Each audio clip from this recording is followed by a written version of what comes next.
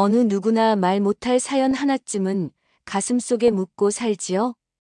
이곳은 그 이야기를 꺼내어 함께 나누는 곳, 사연 의셈입니다. 오늘도 누군가의 조용한 고백을 통해 우리 모두의 마음의 위로를 받아봅니다. 잠시 마음을 내려놓고 들어봐 주세요. 현실보다 더 현실의 이야기가 바로 시작됩니다. 처음부터 그랬다. 나는 그 집에 며느리로 들어간 게 아니라 경쟁자로 들어간 기분이었다. 결혼식 날 시어머니는 나를 딱 한 번 올려다보더니 고개를 돌렸다. 그리고 그날 밤 남편에게 말했다고 했다. 쟤는 아들한테 어울리는 사람이 아니야. 엄마 말 잘 들을 여자였어야지. 그때는 그냥 그런가 보다 했는데 10년을 같이 살아보니 알겠다. 그 여자는 나를 며느리로 받아들인 적이 없었다. 그냥 아들의 생활에 침입한 제3자일 뿐이었다. 아침밥을 차려도 청소를 해도 아이를 돌봐도 넌 아들보다 못하다. 그 말만 입에 달고 살았다. 어느 날은 이런 말도 했다. 나는 우리 아들 신발 냄새도 좋더라. 그 말을 들은 남편이 웃으며 대답했다. 에이 엄마 누가 아들 신발 냄새를 맡아. 그 순간 시어머니 눈이 번쩍하더니 날 째려보며 말했다. 넌 모르지? 그게 정이야. 난 너처럼 기계적으로 밥하고 빨래나 하는 여자랑은 달라. 그 순간 내가 왜 숨이 턱 막혔을까? 남편은 아무 말도 하지 않았다. 항상 그랬다. 시어머니의 폭언에도 모욕에도 그는 늘 침묵했다. 그냥 참고 살아 다들 그렇게 사는 거야. 그 말이 정답인 줄 알았던 날들이 바보 같았다. 가장 끔찍했던 날은 작년 여름이었다. 시어머니가 다리를 다쳐 우리 집에 잠시 오게 되었고 남편이 시어머니 다리 주물러주는 모습을 보며 난 설거지를 하고 있었다. 그때 시어머니가 말했다. 아휴 우리 아들 손은 참 따뜻해 여보. 옛날에 나 아플 때도 이렇게 해줬지. 그 순간 난 손에 들고 있던 그릇을 떨어뜨렸다. 쨍그랑 소리와 함께 조용해진 거실. 남편도 아무 말이 없었다. 시어머니는 날 노려보며 말했다. 넌 이런 거 해봤어? 남편 다리 주물러 본 적 있냐고? 네, 몇 번 했어요. 거짓말하지 마. 너 같은 애가 뭘 알겠어. 그녀는 아들과의 추억을 얘기할 때마다 내가 없는 사람 취급을 했다. 우리 아들 어릴 때부터 다리가 약했잖아. 무릎은 내가 매일 주물러 줬지. 대학 가서도 자취방 가서 내가 일주일에 한 번은 갔었어. 그거 알아? 그땐 걔 여자친구 있었는데 나 몰래 왔더라고. 그 여자보다 내가 낫지 않니? 나는 그때 알았다. 이 여자는 진심으로 자기 아들을 남편처럼 여긴다는 걸. 어머니 그만 좀 하세요. 왜? 찔려? 아니면 내가 부럽대? 그날 밤 나는 남편에게 조용히 물었다. 오빠, 어머니가 왜 나한테 그렇게 말하는 것 같아? 몰라 그냥 엄마 스타일이 그래 예민하게 굴지 마. 그런 말 좀 하지 마. 예민한 게 아니라 이상하잖아. 남편은 피곤하단 듯 눈을 감고 누웠다. 그 모습이 너무 차갑게 느껴졌다. 그날부터 나는 남편의 모든 행동이 의심스러워졌다. 그가 어머니에게 하는 작은 배려, 그녀의 말에 웃는 얼굴, 그녀가 불쾌한 말을 해도 모른 척하는 그 자세까지. 얼마 전엔 이런 일도 있었다. 시어머니가 내 생일날 집에 와서 말했다. 어머 오늘 생일이구나. 미역국은 끓였어? 제가 끓였어요. 아이고 우리 아들은 내가 끓인 미역국밖에 안 먹는데 내가 끓인 건 맛이 없어서 그렇지. 그러곤 남편을 보고 이렇게 말했다. 얘 엄마가 끓여줄까? 내가 오늘 끓이면 옛날 만날 거야. 남편은 웃으며 고개를 끄덕였다. 그날 밤 나는 남편에게 울면서 말했다. 당신 내 편 맞아? 그걸 왜 지금 물어? 오빠는 내 남편이야. 그런데 왜 내가 자꾸 제3자 같지? 엄마가 좀 과하게 구는 거 알아 근데 너도 좀 참아야지. 참아? 내가 왜 참아야 해? 당신은 아내를 앞에 두고 엄마랑 부부처럼 굴잖아. 그런 말 하면 안 돼. 그런 행동도 하면 안 되는 거잖아. 그날 이후로 나는 시어머니를 피하기 시작했다. 하지만 그녀는 계속 우리 집을 드나들었고 마치 자기 집처럼 대하며 내 물건을 마음대로 만졌다. 화장대 위에 있던 내 립스틱을 보며 말하길. 이 색은 너한텐 안 어울려. 우리 아들은 이런 색 안 좋아해. 그럼 전 안 바를게요. 그래야지. 난 내가 예쁜 척하는 게 참 싫더라. 그녀는 아들과 나 사이를 가로막았다. 눈에 안 보이게 그러나 확실하게. 결정적인 날은 며칠 전이었다. 나는 남편과 다툰 후 침실에 들어가고 거실에서 시어머니와 남편이 대화하는 소리를 들었다. 얘 네가 저런 여자랑 왜 사는지 모르겠어. 엄마가 좋은 여자 골라줄 걸 그랬나 봐. 엄마 그만 좀 해. 나도 지쳐. 너 힘들지? 그럼 엄마랑 살래? 어릴 때처럼. 그 순간 나는 문을 벌컥 열고 나갔다. 지금 뭐라고 하셨어요? 시어머니는 놀라지 않았다. 오히려 미소 지으며 말했다. 왜 질투나니? 얘는 내 아들이야, 내 전부야라고 넌 그냥 끼어든 존재라는 거 아니? 나는 그 말을 듣고 조용히 말했다. 그 남자는 내 남편이에요. 어머니가 아무리 그렇게 해도 이젠 못 참아요. 그리고 그날 나는 집을 나왔다. 하지만 끝은 아니었다. 이 이야기는 이제 시작일 뿐이다. 집을 나왔다고 끝이 나진 않았다. 내가 집을 나간 그날 밤 남편은 아무런 연락도 하지 않았다. 하루, 이틀, 3일이 지나도 그는 조용했다. 전화 한 통 없었다. 나보다 더 분노했던 건 우리 친정 엄마였다. 너 미쳤니? 네가 왜 나가? 나가려면 그 시어머니가 나가야지. 그냥 피하고 싶었어. 그래봤자 그 여자만 좋아하지. 너 안 들어가면 아들 붙잡고 더 노골적으로 굴 것 뻔하잖아. 엄마 말이 틀리지 않았다. 며칠 후 시어머니가 나 대신 받아 쓰는 카톡 캡처가 내 눈앞에 도착했다. 보낸 사람은 남편. 보낸 메시지엔 이렇게 적혀 있었다. 엄마, 오늘도 저녁 뭐 해줄 거야? 집 비밀번호 바꿔줘. 혼자 자니까 허전하네. 나는 멍해졌다. 집 비밀번호를 바꾼 건 나였다. 나가면서도 혹시 모를 사태를 대비해 새로 설정해뒀는데 그걸 시어머니가 바꾼 걸까? 남편이 바꿔달라 한 걸까? 미쳤다, 진짜. 입에서 혼잣말이 튀어나왔다. 나는 남편에게 전화를 걸었다. 5번 만에 겨우 받았다. 어디야? 일하는 중이야. 그래? 내 옆엔 누가 있어? 무슨 소리야? 너 엄마랑 같이 있지? 그게 왜? 지금 내가 너한테 물어볼 게 있어. 진심으로 대답해. 그래. 지금 엄마랑 살고 있어? 응. 그래, 잘 어울려, 부부처럼. 남편은 잠시 말이 없었다. 그러다 작게 말했다. 너도 엄마한테 좀 이해하려고 노력했으면 좋겠어. 됐어. 나 오늘 그 집 갈 거야. 엄마랑 둘이 사는 집. 그게 무슨 말이야? 너도 그 집 살면서 알겠지만 이젠 당신 내 남편 아니야. 전화를 끊은 뒤 나는 택시를 탔다. 시어머니가 잠시 지내는 그 아파트. 남편과 내가 함께 살던 집이었다. 문을 두드리자 누가 봐도 당당한 목소리가 들렸다. 누구세요? 나는 웃었다. 그 집 아들 아내 왔습니다. 문이 열리자 시어머니가 나를 위아래로 훑어보았다. 어머, 여기까지는 또 왜 왔어? 어머님이 원하시던 대로 아들 부인 자격 박탈하러 왔어요. 무슨 말을 그렇게 하니? 아직도 내가 며느리인 줄 아는 거니? 나는 거실 안을 보았다. 남편이 식탁에 앉아 밥을 먹고 있었다. 시어머니가 앞치마 두르고 찌개를 휘젓고 있었다. 부럽다, 진짜 부부 같네. 너 지금 말이 좀 심하다. 아니요, 어머님은 아예 선을 넘었어요. 아들을 남편처럼, 며느리는 남처럼. 남편이 자리에서 일어났다. 그만해. 왜 싸우려고 와? 그럼 물어보자. 지금 엄마랑 사는 게 편해? 내가 나가고 나서 단 하루라도 나 걱정했어? 그건 당신 엄마가 당신 다리 주물러주고 밥 해주고 옷 깨워주고 그게 진짜 좋았어? 넌 왜 자꾸 엄마를 이상하게 만들어? 내가 그런 게 아니라 당신이 그런 상황을 만들었잖아. 아내 앞에서 엄마가 주물러주는 다리 내주는 남편, 엄마 밥이 더 맛있다고 웃는 남편. 그때 시어머니가 끼어들었다. 그게 뭐 어때서? 그건 아들의 효심이지 내가 못해서 그런 거 아니니? 아니요, 그건 어머니가 아들을 남편처럼 만들고 싶었던 욕심 아닌가요? 남편이 두 손으로 얼굴을 감쌌다. 그만해. 내가 그만하길 냈랐지. 당신은 단 한 번도 그걸 막으려 하지 않았어. 내가 무너질 때마다 방관했어. 이젠 내가 그 집을 떠날게. 남편은 아무 말도 하지 않았다. 시어머니는 뿌듯한 얼굴로 나를 바라보았다. 잘 가라, 아들은 이제 엄마가 더 잘 챙길 테니까.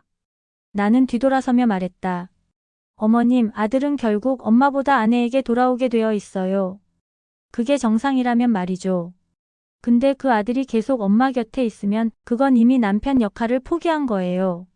문을 닫고 나오는 내 발걸음은 무거웠지만 후회는 없었다. 나는 남편을 포기하러 간 게 아니다.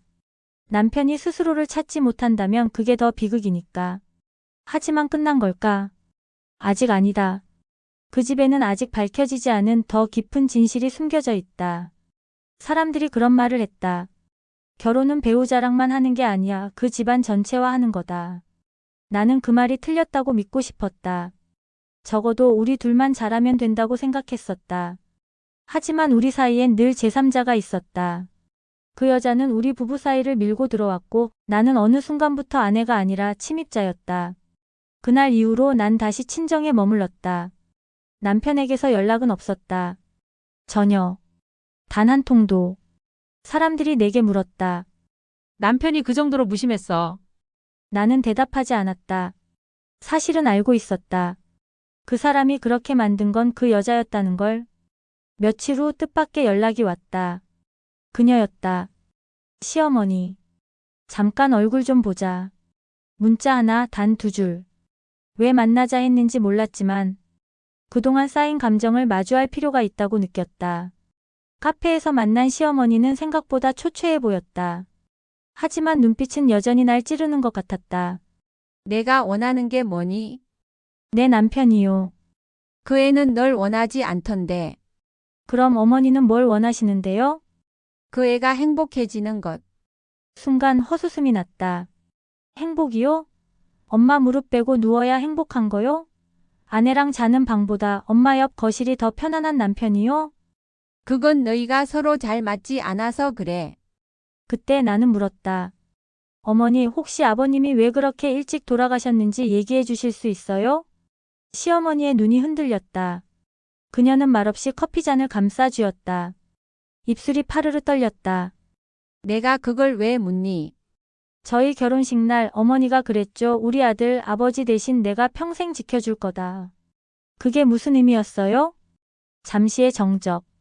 그리고 그녀의 입에서 나온 한마디. 그 사람은 날 버렸어. 바람나서 도망갔어. 그리고 그날 차에 치여 죽었지. 그게 내가 마지막으로 들은 이야기야. 나는 조용히 그녀를 바라보았다. 그래서요? 그래서 아들을 남편처럼 대하신 거예요? 그 애는 내 전부였어. 그 애만은 날 버리지 않을 줄 알았어. 근데 너한테 뺏기고 나니까 견딜 수가 없더라. 그녀의 눈에 눈물이 맺혔다. 놀라웠다. 그 차가운 눈에서 처음으로 사람의 눈물이 흘렀다. 미안하다는 말 듣고 싶은 거 아니에요. 하지만 어머니가 그 아이를 남편처럼 품었을수록 그 아이는 남편이 아니라 아들로서도 무너지고 있었어요. 그녀는 아무 말도 하지 않았다. 그 순간 누군가 카페로 들어왔다. 남편이었다. 말없이 우리 테이블로 다가와 자리에 앉았다. 들었어, 다 그랬구나. 나는 중얼이듯 말했다. 어릴 때부터 그랬어. 엄마가 아빠처럼 굴어주라고 말했던 거 나는 그게 가족을 지키는 거라고 생각했거든. 그래서 나를 지키진 않았구나. 그는 고개를 떨구었다. 시어머니는 자리에서 일어났다. 이젠 너희가 알아서 해. 그렇게 말하곤 그녀는 조용히 나갔다. 그 뒷모습엔 후회인지 안도인지 모를 감정이 묻어 있었다. 남편과 나는 테이블에 남겨졌다. 말없이 조용히. 미안해. 그의 첫 마디였다. 지금은 그 말로 충분하지 않아. 하지만 말로도 시작은 해야 하잖아. 나는 그를 바라보았다. 그 눈엔 처음으로 시어머니의 그림자가 없었다. 그날 이후 남편은 독립했다. 그녀와의 정서적 분리를 시도했고 우린 상담도 받았다. 쉽진 않았다. 내 마음엔 아직 멍이 깊었다. 하지만 처음으로 함께 그 멍을 들여다보기 시작했다. 나는 아직 그를 완전히 용서하지 않았다. 하지만 이제는 내 남편이 누구의 남편인지 누구의 아들로만 살지 않을 것인지 알고 있는 듯했다. 결국 부부란 서로의 상처를 핑계로 등을 돌리는 사이가 아니라 그 상처를 같이 바라봐주는 사이일지도 모르겠다. 그리고 나는 바란다. 이 남자 이제 정말 내 남편이 되기를. 젊은 여자랑 다시 결혼하면 인생이 좀 달라질 줄 알았지. 늙고 외로운 내 삶에 그 애는 햇살처럼 들어왔거든. 베트남에서 왔다는 그 여자는 처음엔 참 조신하고 살가웠어. 여보, 오늘 뭐 먹고 싶어요? 아침에 눈 뜨면 조용히 커피 내려주고 저녁이면 다리 주물러주고 딱 3개월 갔어. 그 행복이라는 게 4개월쯤 되니까 그때부터 슬슬 본색이 드러나더라. 먼저 연금 이야기부터 꺼내더라고. 여보, 노후엔 우리 둘이 잘 살아야죠. 연금은 얼마나 나와요? 처음엔 별 의심 안 했어. 뭐 부부가 돈 얘기할 수도 있는 거니까. 근데 그게 시작이었어. 그 다음부턴 매일같이 연금 얘기. 우리도 베트남에 땅 사두면 어때요? 노후엔 고향 가서 살고 싶어요. 우리 집 사요. 하루는 통장을 보여달라 하더라고. 믿고 싶은데 그래도 확인은 해야죠. 하도 조르길래 보여줬지. 연금 통장. 그날 이후 그 여자의 태도가 달라졌어.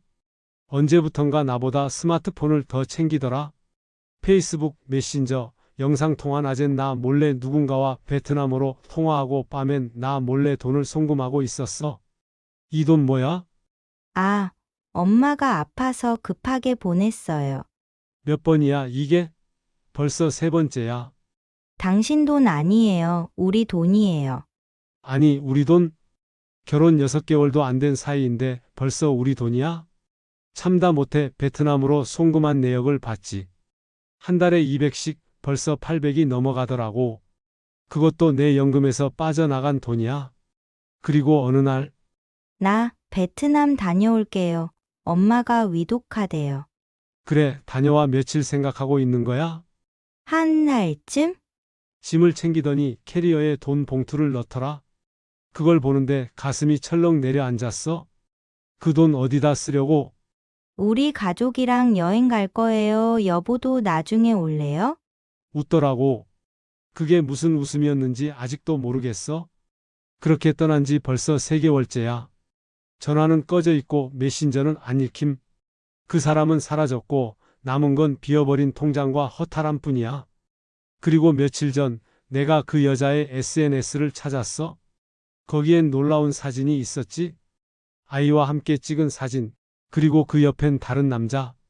그 남자 품에 안긴 내 아내. 내가 호구였구나. 그 여자가 떠나고 한동안은 멍하니 있었지. 도대체 내가 뭘 잘못했나? 사랑이라는 게 이토록 비참하게 끝나는 거였나? 처음엔 그냥 돌아올 거라 생각했어. 한두 달쯤이면 연락이 되겠지. 일이 생긴 거겠지. 하지만 3개월, 4개월이 지나도록 아무런 연락도 없었어. 그제서야 정신이 들더라고. 주민센터 가서 주소지 조회부터 했어.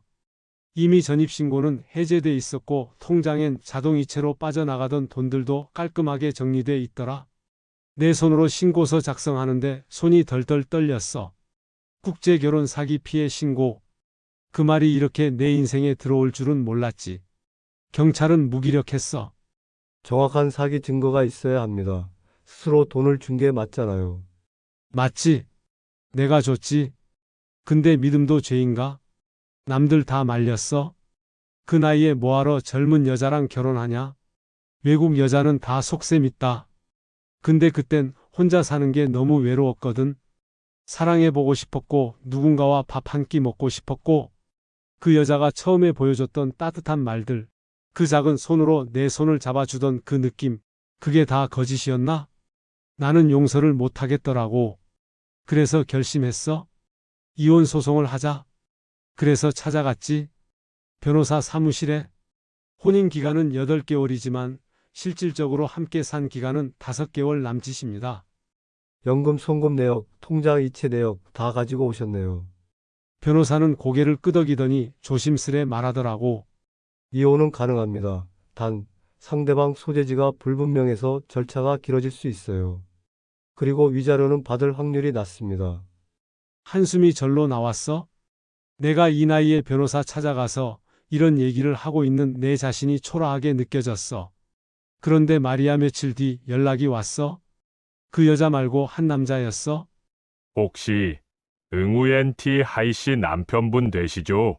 누구신데요? 그 사람 오빠입니다. 연락받고 전화드렸어요. 순간 피가 거꾸로 솟는 기분이었어. 그 목소리는 익숙했어. 어디서 들어봤더라? 그 남자는 태연하게 말했다. 하이 씨는 베트남에서 가정이 있어요. 남편도 있고, 아이도 있고요. 이번엔 한국 사람으로부터 돈을 좀 받았네요. 뭐, 그만큼 했으면 된 거죠. 미안하지만 더 이상 연락하지 마세요. 전화를 끊은 뒤 나는 핸드폰을 바닥에 내던졌어. 심장이 벌렁벌렁 뛰고 숨이 가빠지고 온몸이 떨렸어. 나는 이용당한 거였어? 사랑도 결혼도 다 그 여자에겐 일이었던 거야. 그날 밤 도저히 잠을 잘 수 없었지. 머릿속에선 그 여자의 웃음소리가 계속 맴돌았고 내가 줬던 돈, 믿음, 시간 모든 게 조롱처럼 느껴졌어. 다음 날 나는 베트남 대사관으로 갔어. 그 여자 거기 주소 아시나요? 도움을 좀 받을 수 있을까요? 하지만 대사관 직원은 고개를 저었지. 국제사기는 복잡합니다. 한국 경찰과 협조하셔야 합니다. 그렇게 모든 길이 막혀버렸어. 난 남은 연금을 정리했어. 그리고 자동이체도 전부 해지하고 통장도 새로 만들었지. 지금은 말이야 한 달에 72만 원. 그거 받고 살아. 전에는 더 받았거든. 그 여자와 살던 때 다 빠져나갔지. 주변 노인정에서 사람들 물어봐. 어르신 왜 혼자세요? 재혼하신다더니? 나는 그냥 웃지. 그냥 혼자가 편하더라고. 하지만 속은 타들어가. 지금도 가끔 그 여자의 사진을 들여다봐. 그 눈빛, 그 미소. 모든 게 연기였다는 걸 이제야 알았지. 그녀가 떠난 지 1년이 다 되어가네. 처음엔 미쳐버릴 것 같았어. 잠을 자도 꿈에 나오고 길을 걷다 외국말만 들려도 가슴이 벌렁거렸지. 그 여자의 얼굴 하얀 치아 드러내며 웃던 그 미소 이젠 화가 나는 것도 지쳤어. 그런데 참 아이러니한 게 뭔지 알아? 난 아직도 그 여자가 왜 나를 택했는지 진심이 단 1도 없었는지 그걸 묻고 싶더라고. 하루는 동네 구청에 갔다가 우연히 복지 상담실 앞을 지나게 됐어. 벽에 붙은 안내문 하나가 눈에 들어오더라. 국제결혼 피해 상담센터 운영 중. 그걸 보는 순간 발걸음이 멈췄지. 다음 날 찾아갔어. 국제결혼 피해 사례 제가 좀 겪었습니다. 상담사는 차분히 내 얘기를 들었고 고개를 끄덕이며 말했어. 최근 3년간 이런 사례가 크게 늘었습니다. 특히 연금을 타는 한국 고령 남성분들 대상의 결혼 사기가 많아요. 피해자분이 처음이 아니에요. 그러면서 내게 하나의 자료를 건네줬어. 결혼 이민 중개업체 불법 알선 명단. 그 리스트 속에 그녀의 이름과 내가 소개받았던 업체명이 있었지. 그녀는 나만 노린 게 아니었던 거야. 그녀는 수년간 한국, 일본, 대만 노인을 대상으로 결혼과 이혼을 반복했고 그 과정에서 수억 원을 챙겼던 사람이었어. 놀랍게도 이미 전 남편들이 신고했더라고. 한국에서도 대만에서도. 심지어 일본의 피해자 중 한 명은 자살까지 했다는 말도 있었어. 나는 망치로 뒤통수를 맞은 기분이었지. 내가 그런 사람한테 사랑을 줬다고, 내가 그런 사람을 믿었다고. 곧바로 경찰에 다시 진정서를 냈지. 증거는 부족해도 그동안의 사례와 그녀의 이름, 정황들을 첨부했어. 변호사도 바꿨고 제대로 다시 싸워보기로 했어. 그런데 몇 주 후 전화 한 통이 왔어. 김영수 씨 되시죠? 베트남 호치민 경찰서입니다. 현재 응우엔 티하이 씨가 현지에서 사기 및 불법 체류 혐의로 체포됐습니다. 순간 숨이 턱 막혔어. 그 이름 그녀 맞았어? 그녀는 베트남에서 또 다른 노인을 상대로 같은 수법을 쓰다가 잡힌 거였어. 그 남자는 나보다 15살이나 더 많은 80대 노인이었고 자식들이 경찰에 신고하면서 결국 덜미가 잡힌 거야. 그녀의 최후는 참 비참했지. 한국으로 송환될 가능성은 없었고 베트남에서도 처벌받는다고 하더라고. 혹시 피해자로서 탄원서 작성 가능하실까요? 그 요청을 받고 나는 한참을 고민했어. 사람이란 게 참 이상하지. 분명히 나쁜 사람이었고 나를 철저히 속였고 내 노후를 송두리째 무너뜨린 장본인인데 그녀의 사진을 다시 보며 이렇게 써내려갔어. 그녀는 저를 철저히 이용했습니다. 사랑이 아닌 계산이었고 삶이 아닌 수단이었습니다. 하지만 이 나이에 이런 고통도 겪어보며 사람 보는 눈도 조금은 생긴 것 같습니다. 그녀가 다시는 이런 피해자를 만들지 않길 바랍니다. 그게 제가 바라는 마지막 바람입니다. 이제 나는 다시 혼자가 되었어. 작은 방, 낡은 식탁, 텅 빈 냉장고, 그리고 조용한 저녁. 하지만 예전처럼 허탈하진 않아. 내가 바보 같았던 그 시간도 지금은 그냥 한때라고 부를 수 있을 것 같아. 누군가는 말하지. 그 나이에 뭘 믿고 다시 결혼했냐? 애초에 속을 생각을 왜 했냐? 하지만 나는 이렇게 말하고 싶어. 적어도 나는 사랑하려고 했다고. 그게 진짜였던 건 나였다고. 이번 이야기 어떠셨나요? 여러분들의 의견을 댓글로 남겨주세요. 구독과 좋아요는 더욱 좋은 영상을 만드는데 큰 힘이 됩니다.